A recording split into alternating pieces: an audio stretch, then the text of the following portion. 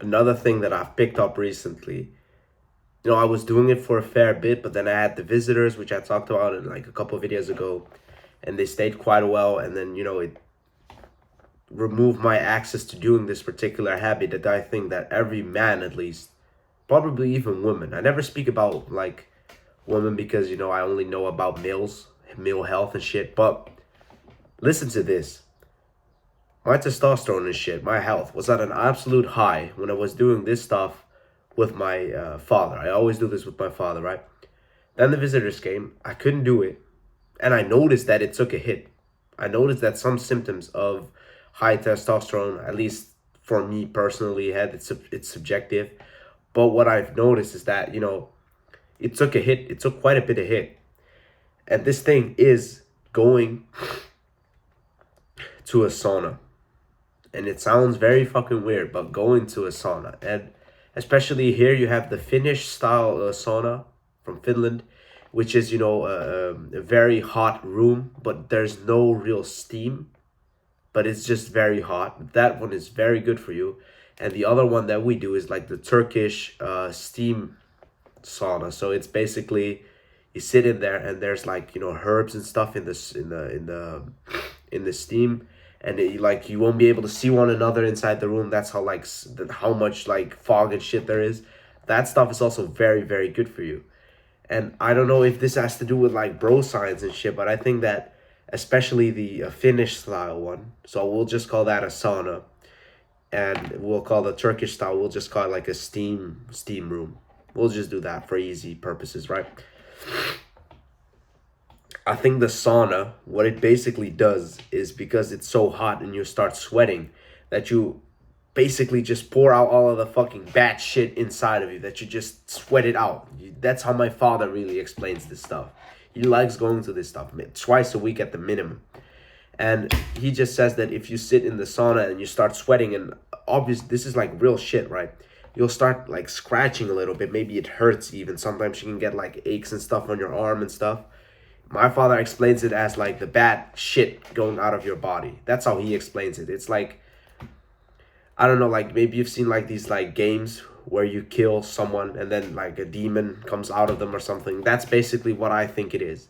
You're removing like the shit from your body by going into the saunas. And as a result, I think that this probably increases your testosterone somehow. I know that there's some research suggesting that it could have to do, the heat and stuff and sweat, and that's good for your testosterone as well.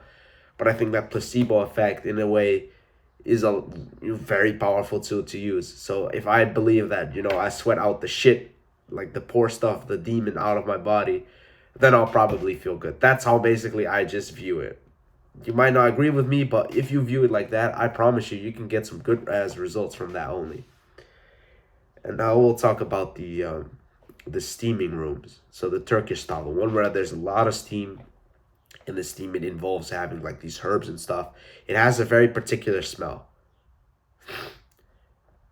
What it basically does for me is, I think it's very, first of all, it's very good for your skin. That steaming stuff and shit. I don't think like when it has like this sort of machine or something and it blows out the steam. I usually put my face right on that thing. I don't know if it's good for you, but for me, it kind of helps. I like when I go to the mirror, then I can see that a bunch of like dirt and stuff, it's removed. I think it's good for your skin.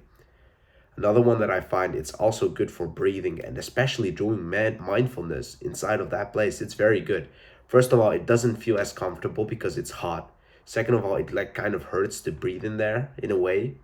But third of all, if you can just submit to the sensations that you're feeling, and you just sit there, you become mindful as fuck. That's a good mindfulness activity. I know this Wim Hof guy, he's from the Netherlands. He does it as well. He goes in saunas and he meditates and shit.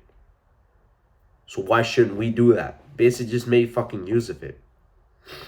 And then another small thing that you can do there, as soon as you step out of the saunas, you'll have like high blood pressure and shit because it's hot, and I don't know, like your body may be thinking it's doing like varying, like, how do I explain this? Your mind doesn't really know what is happening. So your mind could probably think that you're doing hard activities. Maybe you're boxing or whatever. So your body temperature is increasing.